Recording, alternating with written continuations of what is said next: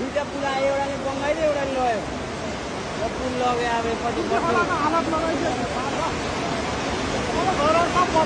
वर्ष